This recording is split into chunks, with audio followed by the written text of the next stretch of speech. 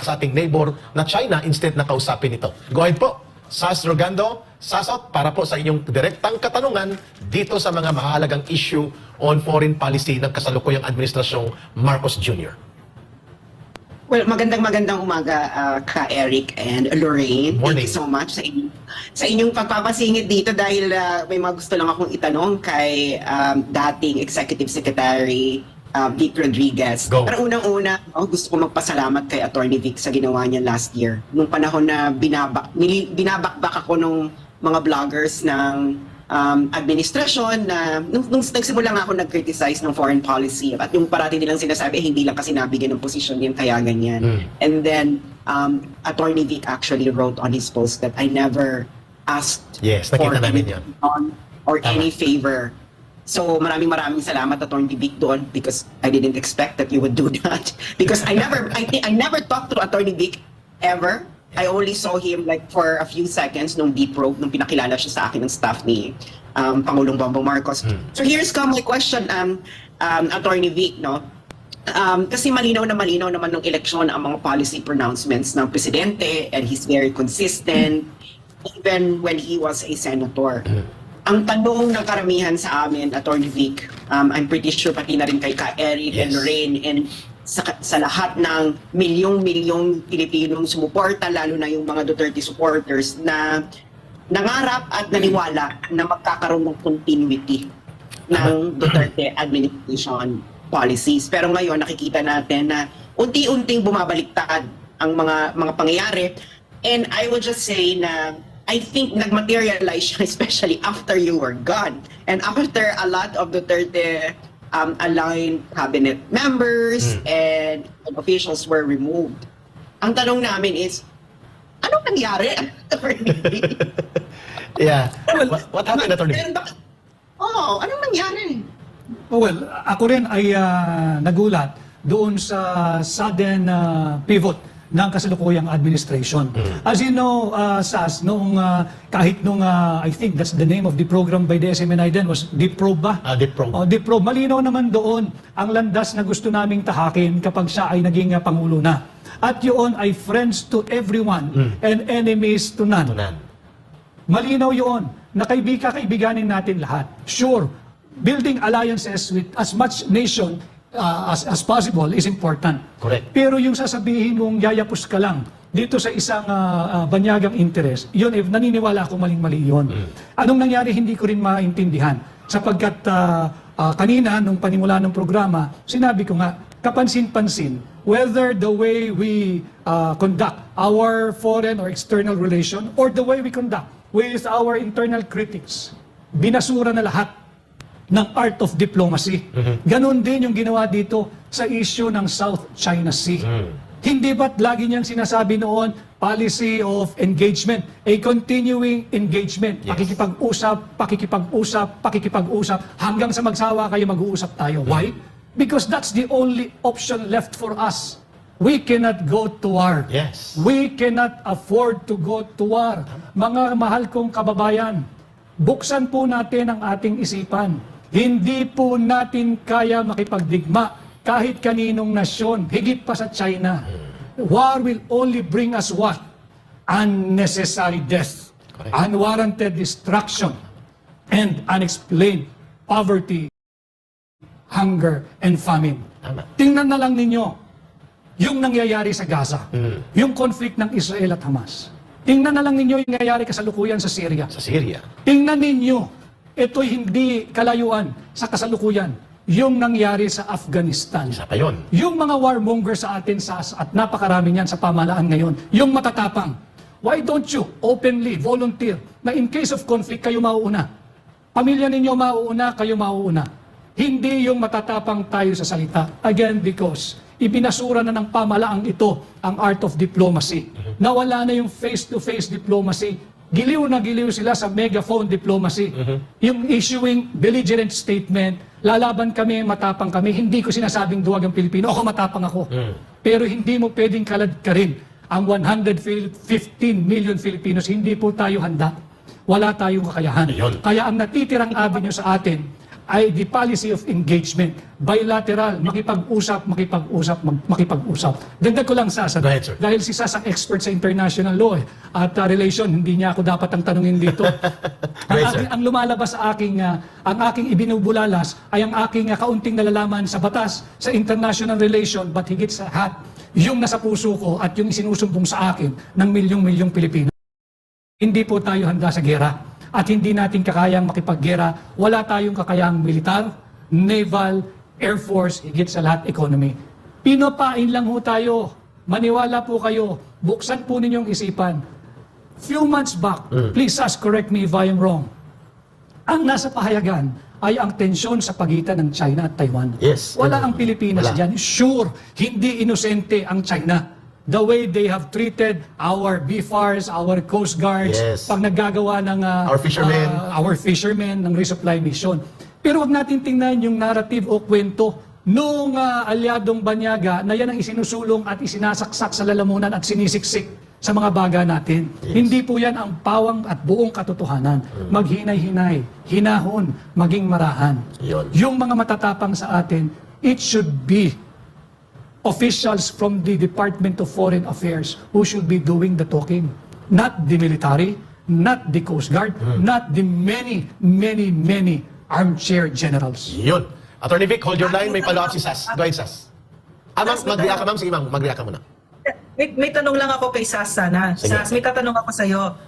Because you gave me something last night na nakakatawa on one hand, pero it's very telling about what's going on behind all of this, di ba? So could you flash it please what Martin Romualdez said about Bongbong Marcos? No, could you flash it please, no staff? Anyway, he said the Trilateral Summit is a recognition of PBBM's leadership in his independent foreign policy. We had a good laugh about it, Sas. Para ano bang hinihit yung dalawang ito, di ba? Independent foreign policy, ha? Could you please tell me, Sas, no? What do you think is really going on like that here with a statement like that? And ma'am, hold Sas. Also, Attorney Vic Rodriguez can react after you. Go ahead, Sas. Maganda yung tanong mo, Lorraine, no? Kasi naka-angkla dyan yung susunod na tanong ko kay Attorney Vic. Ang masasabi ko lang ay ganito, no? Yung trilateral summit na yan is not an expression. On the surface, it looks like you are pursuing an independent foreign policy because kagustuhan mo kagustuhan mo mag-join ng isang trilateral partnership. But the thing is, and anyone who knows anything about negotiations, no? If you are kung ikaw ay nakikibakas sa dalawang mas makapangyarihan sa iyo, your interest will only be derivative of those people. Tama. No? So ang mas maganda, so imbes na ikaw ay direkta kang nakikipag-negotiate sa China, which of course there will always be power asymmetry. No, wala namang equal power in everything in life. Pero mas ma-achieve mo yung gusto mong interest if you're going to directly negotiate kaysa ikaw ay makikiangkla ka sa dalawang mas makapangyarihan sa iyo. Tapos sila ay mas may interest din na gusto matupad na not necessarily your own interest. Yes. Tama si gagawin kang pamato. And Vic knows this, he's a lawyer. You know, Yes. if you're a lawyer, will you actually advise your client na makiangkla ka sa ibang tao imbis na ikaw ay makidirect ang makipag-negotiate? It's just it also goes with, like, for example, in labor disputes, there are times that you can be with a group so that you can be powerful enough in order to demand for example a raise in salaries, whatever, wages. in salaries and etc. Pero alam din tayo ka, Eric, no? Activation ng labor dispute. But sometimes, it would much be better na ikaw mismo ang makipag-direct na makipag-negotiate ng salary mo mismo. Yes. Because sometimes, no, kasi yung interest mo magiging derivative ng grupo eh. There are more powerful people than you in that group. No? So ngayon, ang kaya ito, Lorraine, on the surface, it looks independent. Pero if you dig deeper, you are not independent kasi yung interest mo ay derivative ng interest ng mas makapangyarihan sa'yo. So you go directly Bitin ka lang nila, and you cannot position yourself because you do not have that leverage compared to the advantage that they have. Tama ka dun, Sas. Hold mo na. Bibigyan ko ng reaction si Attorney Vic, din balik ko sa iyo para makapagtanong ka ng pangalawa mong tanong. Go ahead. Thank you, Sas. Go ahead. I agree with the observation of Sas. Karay-karay lang tayo nitong Amerikano. Pero backtrack tayo. November 23, muling binuksan ang huling usapan ni President Xi at ni President Biden. Ngayon, dahan-dahan uli silang nag-uusap. Binubuksan uli nila yung diplomatic corridor. Tama. This was, I think, nag-uusap uli sila ng April 2. April. And then last week, tingnan ho ninyo mga kababayan kung paano tayo nalalaro ng maganda. Yung Secretary of Treasury ng US, Yes, pumunta si sa- Janet Yellen, ay nakikipag-usap sa Vice Premier ng China, si China. Vice Premier He. Nag-uusap sila about China's overcapacity in the production of solar panels, electric vehicles, the batteries, and what have you. So habang tayo ay ipinapain dito, sila ay nag-uusap doon. Magkasundo tayo dito, hayaan mo yung mga yan. I am, again, just like all of us here in this program now, including SAS, na kung ano-ano inakusa nila. We are not pro-China. Yes. Neither we are pro-US. We are pro-Filipino. Ngayon, handa ho kami itong pagdiskursong ito para mabuksan ang inyong isipan. Ako ho kasi, ka-Eric Casas at Doc Lorraine, matagal akong sinabi ito na the most hated man is one who speaks the truth. True. So, sabihin natin yung totoo. Huwag tayong matakot. Hindi naman tayo kasali sa popularity contest eh. Meron ho kaming obligasyon sa inyo, mga mahal nating kababayan. At lahat ng sinasabi namin dito, sasabihin nila fake news. How can it be fake? Yung mga warmongers dito sa kasalukuyang administrasyon, hinahinay, konting rahan. Magbasa po kayo ng saligang batas. Claro. Namnamin ninyo ang Article 2, Section 2. That the Ng Philippines Konstitusyon. renounces war As a policy. as an instrument of foreign policy and adheres to Tama. policy of pakikipag-usap, Correct. peace, justice, and amity with all nations. Malinaw yan. Attorney Vic, SAS, Ma'am Lorraine, hold muna kasi may statement po si former President Rodrigo Duterte na nilinaw niya.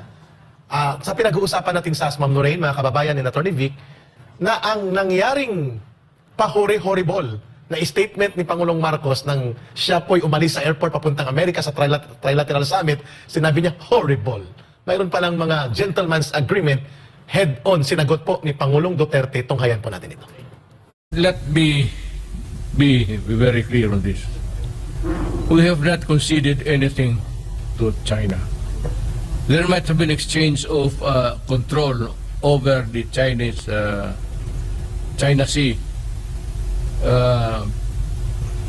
Pero those were really territorial in nature, not involving the encroachment of China in our exclusive economic zone. Iba yun.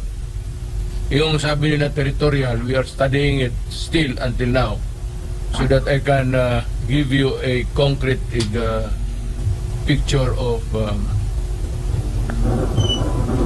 everything. Ang problema lang nito, maraming hindi naman they are not party to any of the discussion at itong biglang gentleman's agreement with Xi Jinping. Nobody but nobody in the Philippines today, either the Supreme Court, the Presidency, or Congress, can concede anything about territories. Hindi gawa yun ng presidente yan. And ang ano ko lang is even this stupid ex-Justice Carpio is harping on a gentleman's agreement of which certainly he was not there, and is beginning to expound on the consequences of the resort or whatever wrong there was committed in the agreement. Aside from the fact of having a handshake with President Xi Jinping, the only thing I remember was that status quo. That's the word, na walang galawan. No movement, no armed patrols there, as is where is. Para walang magkagulo. Hindi tayo magkagulo.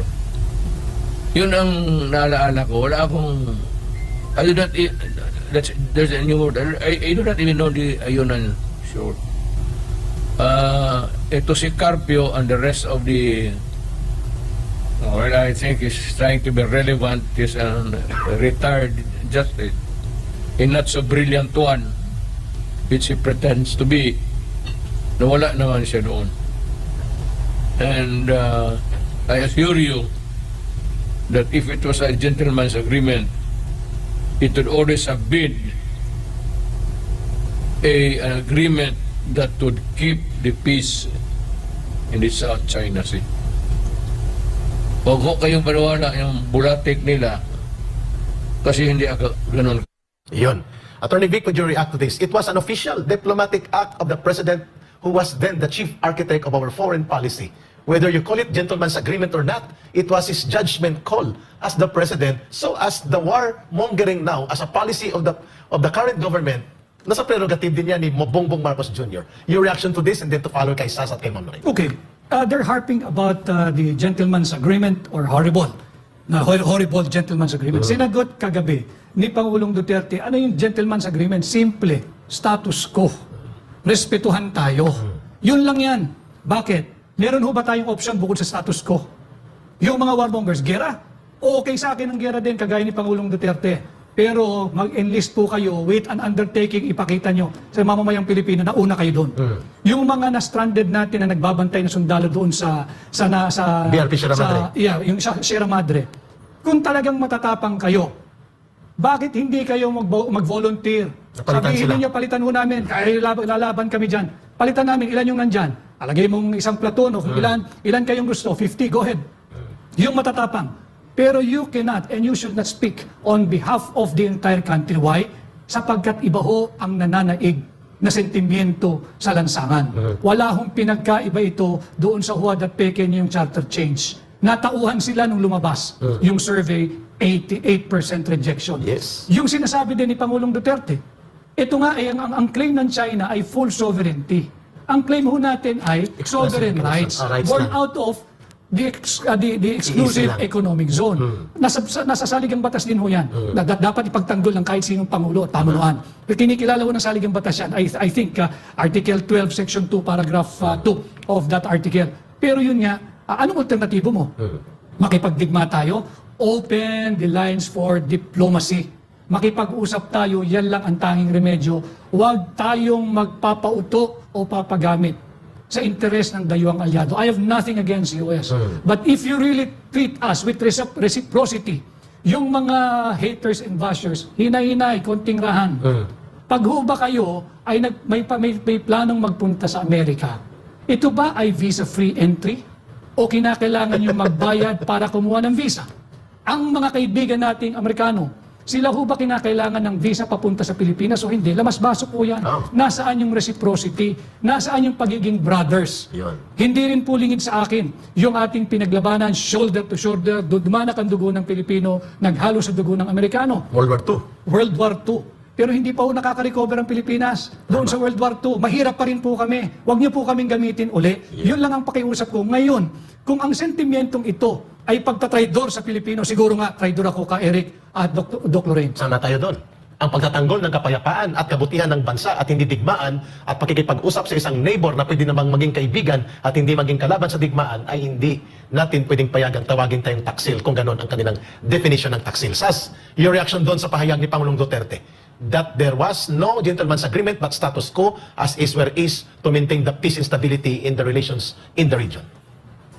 Well, that's the general sentiment noon, no? Keep the status quo. Pero yung kasi, may dalawa kasing uri dyan. It's the overall condition of the South China Sea and of course, yung specific dito sa Ayungin Shoal. Yung sa Ayungin Shoal kasi, in his speech din, si Duterte sa kanyang conference, sinabi niya, di ba, kung gusto kong ni-repair yung Ayungin Shoal, ay yung BRP Sierra Madre. Ni-repair nyo na yan, matagal na yung ni-repair. The BRP Sierra Madre has been there since 1999. Anong petsa na? It's 2024. Yes. I don't think even Filipinos know that there was a BRP Sierra Madre at all. No? Pero, let me backtrack a bit ka Eric Lorraine and Attorney Vic because this is not being surfaced. Noong May 2013, no, si Defense Secretary Gasmin noon, this is the Aquino administration, explicitly said sa kanyang interview sa Inquirer kung ano yung naging resulta niya noon ng kanyang pakikipagpulong sa ambassador ng China to the Philippines, si Ambassador Ma. Ang sinabi niya is inassure nila na ipagpapatuloy ng Pilipinas ang agreement, no? Ito eksaktong sinabi niya, we will not violate the agreement and not to construct new structures. We told them we're only gonna bring supplies for our troops like water, food. There will also be rotation of troops because we can put our men there permanently or they'll go crazy. Klaro. Yan ang sinulat ng Inquirer. That is very clear. 2013. So nakikita natin, 2013 to SAS, na ang sinasabi ni Pangulong Duterte na bakit sa kanya ituturo na siyang hindi pumapayag na i-repair ang BRP Sierra Madre, inabutan niya ito at ang sabi lang naman niya ay mag-maintain tayo ng mapayapa at mabuting ugnayan kaysa naman magkiskisan tayo dito. Siya ngayon ang tinatawag na horrible. Go ahead. yeah, this is the status quo, no? Tama si Pangulong Duterte ngayon.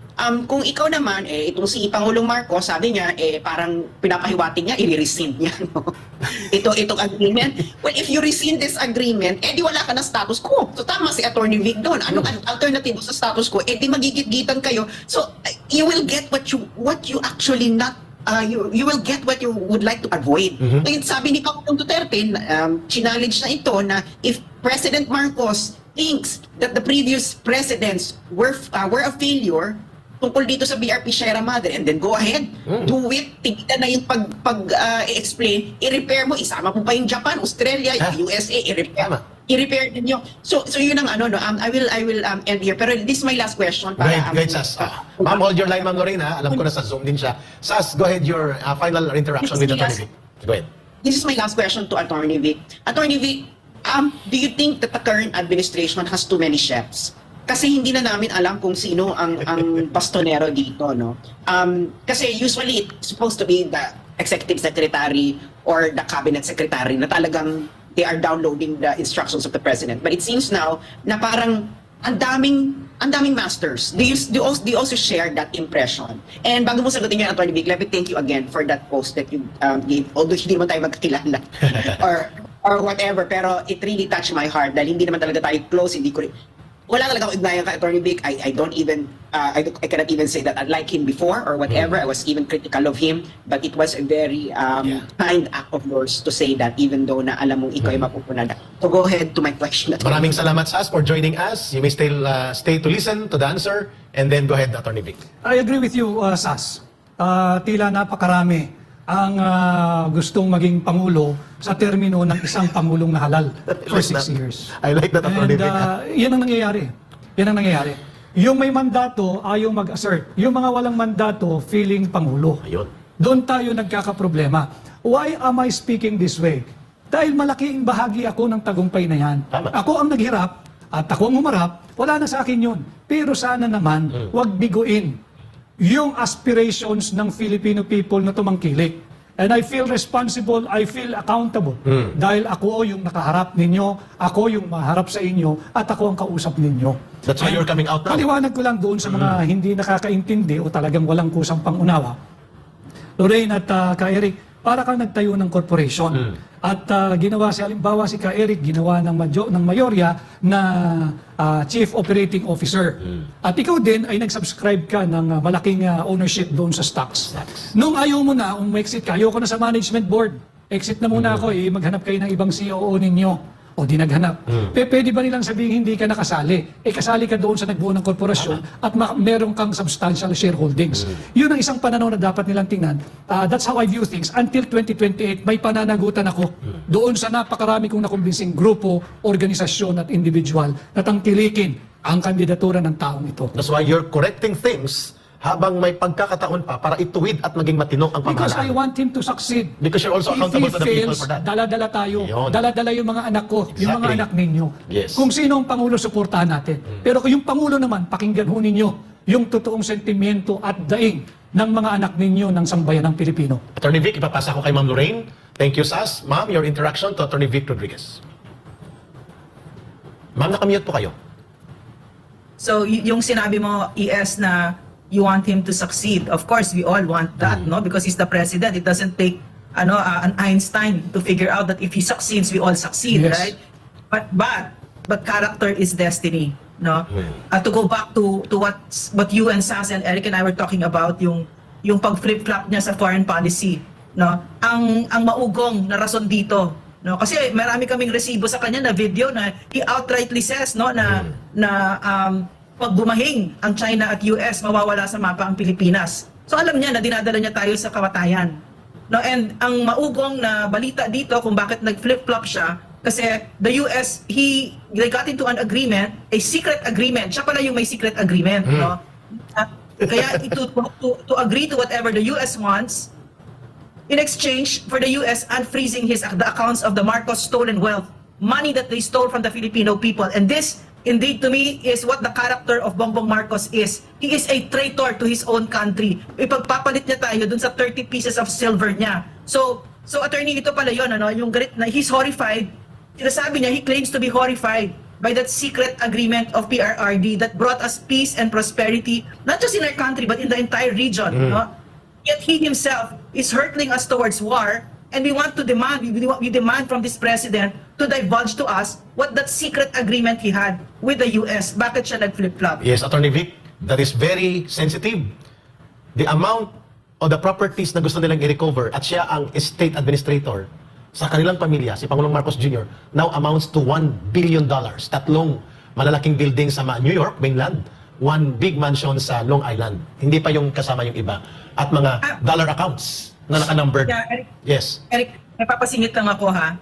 Yung $1 billion na pinagsasabi nila, isalaksak sila where the sun don't shine. You know why? Yeah. Because for people like us, we don't care about money like they do. Mukhang kinakain lang nila yan. Ipagpapalit nila yung $1 billion na yan para sa mga anak ko, for instance, na walang halaga. Kahit $48 million pa yan, hindi ko ipagpapalit ang mga anak ko o yung mga salindahing Pilipino para sa pera. Pero sa mga taong ito, para kay Bongbong Marcos, kay Lisa Marcos, kay Martin Romualdez, mukhang ang ginodiyos nila ay pera. Yan ang nakikita natin. Huwag nila tayong idamay.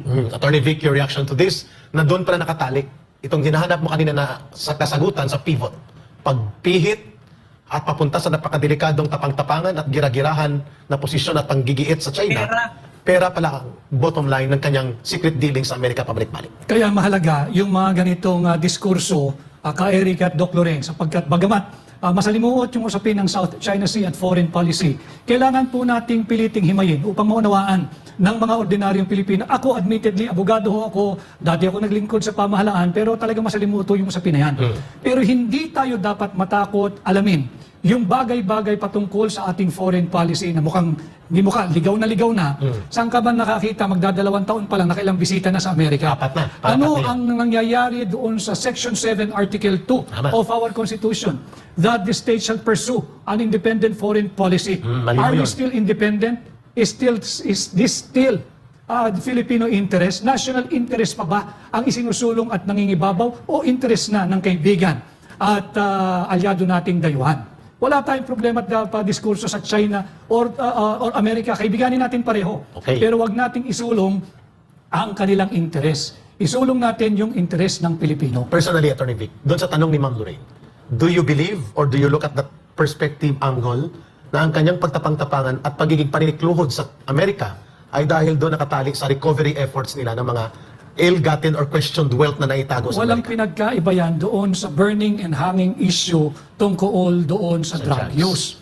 Nabanggit, makikita naman natin is obviously ill-advised. Kada aalis mag-iiwan ng medyo controversial na sagot, kung hindi fentanyl, ngayon naman horrible.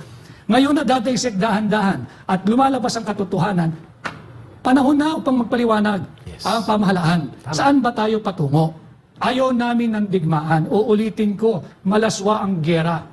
Sa English, war is obscene. Walang mananalo at walang panalo rito, lalo na sa katiting na bansang kagaya natin kung makikipag-away tayo sa China. Mga kababayan, pagka nagkaroon ho ng gulo o digmaan with China, yung mga nagtatapang-tapangan, maniwala ho kayo, una silang kakaripa sa airport, aalis at iiwanan tayong mga Pilipino. Kaya ngayon pa lamang, wag ho kayong matakot. Let's elevate the level of discourse. Tanggalin natin yung hatred among Filipinos. This is not the time. Dapat tayong magbuklod-buklod sapagkat tila dinadala tayo sa bingit o peligro ng digmaan. Hindi po natin issue ito. Ang nagiging conflict noon ay ang issue ng China at Taiwan. At ito rin ho ang pinag-usapang malalim ni Pangulong Xi at Pangulong Biden ng US at China noong November of 2023 nung sila'y nag-usap. Hindi ho pinag-usapan ng Pilipinas doon. Wala po tayo sa pinag-usapan. And yet, when you look at the headlines now, it is as if we are on the 11th hour and any moment, war will erupt. Yes. And when that happens, we will not win. Attorney Vic, may isa kaming tanong na hindi pa nalagpasin ni Ma'am Lorraine sa dito sa Pilipinas nating mahal. And thank you for stating that you're not closing on the idea na ang kanyang pabalik-balik sa Amerika na hindi siya transparent, hindi niya inilalahad sa taong bayan at sa buong bansa, ay nakaangkla ang itong napakadelikadong pagpihit ng kanyang foreign policy paniniklood sa Amerika dahil sa recovery ng mga ill-gotten and questioned wealth na itinuturong itinago, ninakaw sa bansa 40 years ago, nire-recover nila ngayon.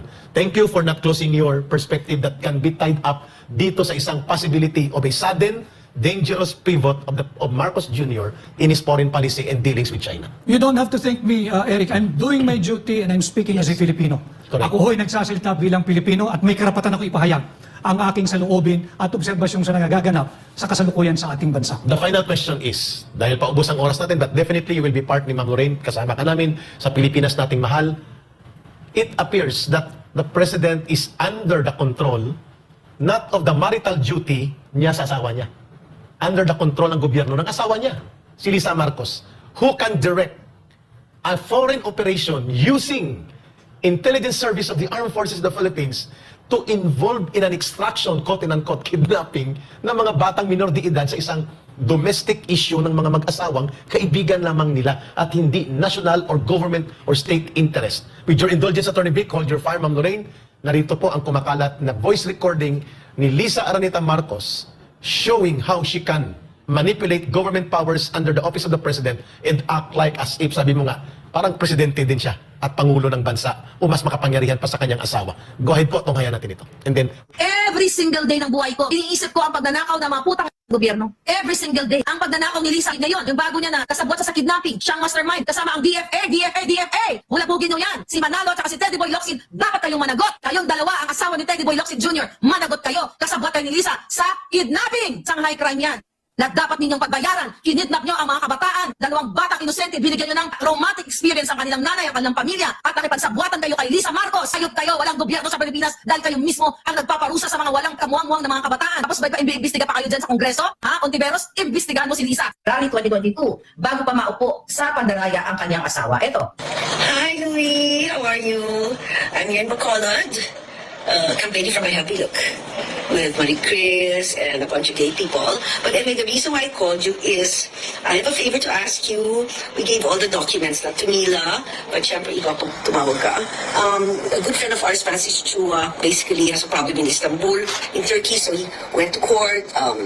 The judge issued an order in his favor, so now we're just having everything authenticated so that it can be served in the embassy in Istanbul, right? So Mila has all the documents. I won't bore you with the details, but if you could call Mila and just give a little push. At least I'm on board, don't worry, I'm very good at that. But yeah, that's it. So I hope to see you soon. Okay. So dyan siya galit na galit sa akin dahil expose natin na ang kanyang pagiging utak ng sindikato. Okay, utak na pagdukot nga ng mga bagets. So narinig din yan, pero dyan siya galit na galit dahil dyan sa message ko yan, balikan nyo lang yung 2-3 video pa about it, na talagang siya ay parte ng pag-extract sa mga bata. Diba? Pinatunayan yan mismo ng audio ng kanyang social secretary ni Marcos Jr. na si Biang Azubel, na kung saan na nakiusap kay Lisa Araneta Marcos na i-hold muna ang pagpapalit sa ISAF ng chief dahil nga nasa Turkey na ang mga inutusan ni Lisa para dukutin ang mga bata. Yun yung mga anak ni Chua, right? So ito, bakit gagawin natin para sa kaluwanan ng ating bayan?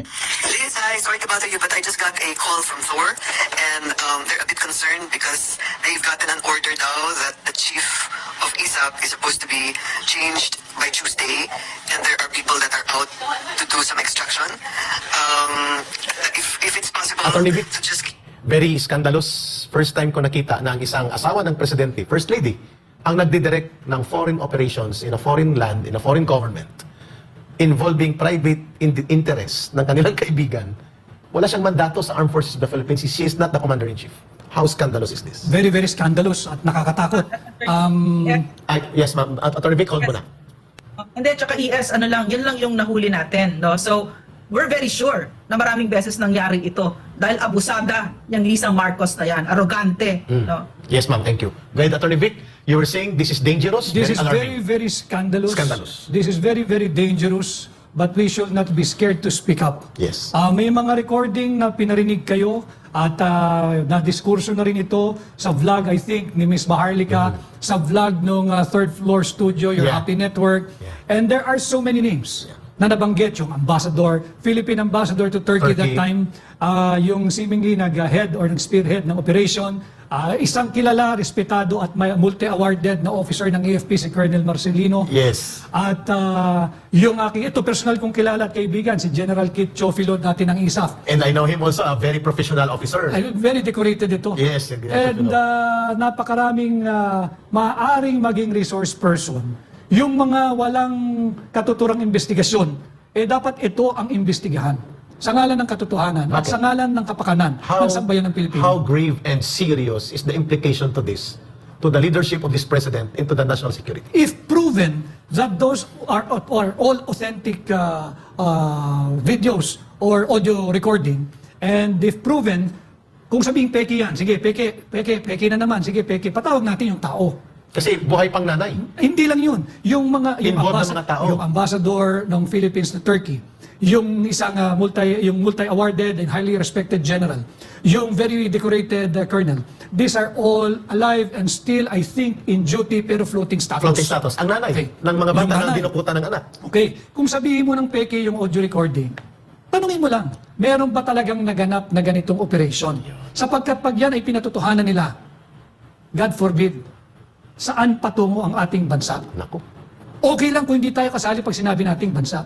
Bahagi tayo sa Pilipinas, bahagi tayo ng bansa. Kaya paulit-ulit kong sinasabi, we speak as a Filipino at walang maaring magkumitil ng aming kalayaang magpahayag. Is that unimpeachable accountability of the president letting his wife intervene on matters of national security that will endanger the relation of the Philippines to a foreign country using instruments of government where she does not have any authority or power at all? I think so, yes. And a mere denial that assuming na patunayan, at sabihin hindi ko nalalaman yan, mas delikado tayo ron. And you are the president and you will always invoke that you do not know what's happening. We have a problem. So that can be a ground for the president to be believe removed so. from office. I believe so. Ma'am Lorraine. Okay. Yeah. You've spoken very clearly here, no? We have all these demands, but they're going to ignore it. And you know why? Because these are Forbes Park elitists who think they own the Philippines. They think that with once seated in power, they can do whatever they want. There are no laws. They are above the laws, and they can do whatever they want na pangbabraso sa Pilipino and to all of us. And what I've seen now, no, very clearly, and super shocking to me, is their utter lack of respect for the Filipino people. From Martin Romualdez, who thinks that he can pay all of us. Yes. No, and from having his wife there as the head of the Committee on Accounts, walang delikadesa, like they own the Philippines. From putting me and Eric in detention, from the suspension of SMNI, Yes. from yung oppression ni Pastor, no, and now Governor Hubahib. Governor Hubahib, the utter disrespect for the Filipino people, and what all this time that I've been watching this horror show of the Marcos administration unfold, what really came to mind to me over and over was, do they really think that the Filipino people will let them get away with this? Because Exactly. my faith with the Filipino people is solid, because I saw it with the NTF-ERCA. Yung sinasabi ni Eric, no, a people united will never be defeated. Tama. Itong mga elitistang ito, hindi nila kilala ang Pilipino. Yung sinabi ni PRRD kagabi, hindi ninyo kilala ang Pilipino. Yan to me was the central message of PRRD last night. Yes, ma'am. Thank you for that. Attorney Vic, gusto naman nating tumagal ito. You are very fair game and squarely sa pagsagot ng mga tanong na frontal at patal, pero maayos mong na-navigate dito sa talakayan. Para sa Pilipinas at para sa Pilipino, kay Eric at Dr. Ray, maraming salamat sa pagkakataon at sana yung ating mga kababayan, wag ho tayong matakot at talagang nakakatakot ang sitwasyon. Subalit wag ho tayong patakot, wag tayong pasindap. Marami ho tayong magkakasama, tahimik lamang. But I think all these things are coming out now into the open. Naniniwala ako at dadami pa yung ating makakasama na magsasalita ng katotohanan sa mga darating na araw at panahon.